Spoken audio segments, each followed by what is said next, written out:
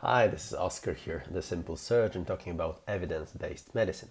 And this episode number 5 in this series on EBM, will be on the situations where I think evidence-based medicine and guidelines should be used with reserve. Still used, but with reserve. Thank you for watching this series and this video. And in the last episode I told you that emergency room, ambulance and oncology are the situation in which I think the guidelines should be followed strictly to the benefit of the patient. But medicine, in my opinion, is an art and not a craft. Therefore, in any other situation, when you have time to think and consider, yes, do you know your guidelines and follow them, but be aware that they may be working only in 95% of your patients, and in the other 5% they may help, not help, or do harm.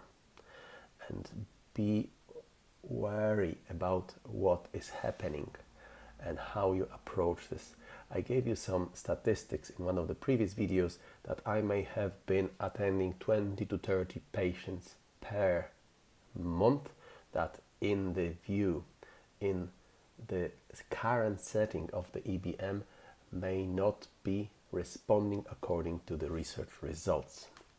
Therefore, I believe that combination of your knowledge, the expertise, the eminence, what your teachers told you, is the best way to approach a patient in an everyday situation, which is not an emergency and not oncology.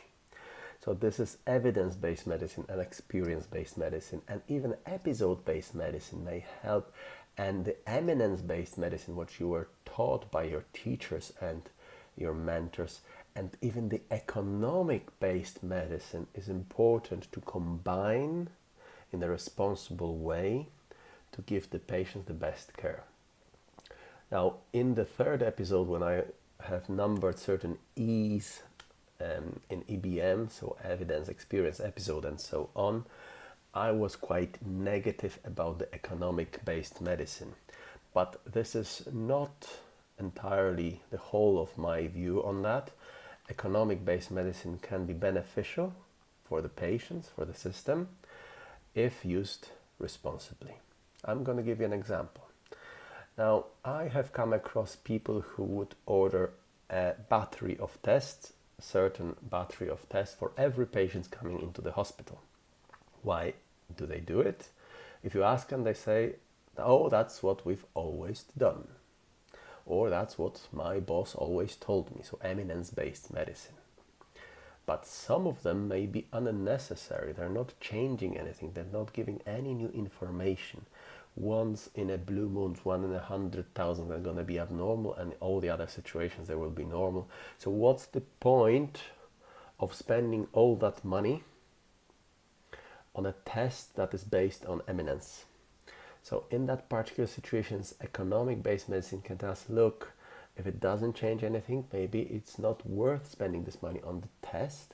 Maybe it can be spent somewhere else when it actually helps people, when it actually makes a difference. In short, emergency and oncology, use your guidelines.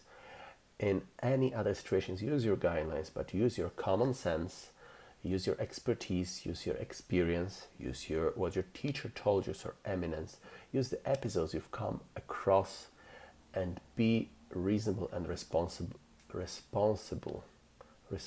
for your decisions, remembering what you are basing them on. That's for my fellow medics.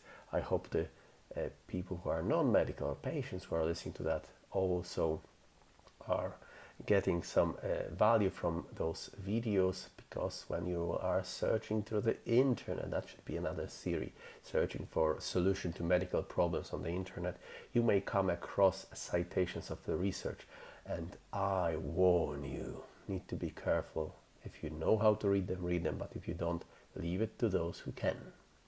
So this is all for today. I thank you very much. Please remember, this is only what I think, but I am just a simple surgeon. Bye.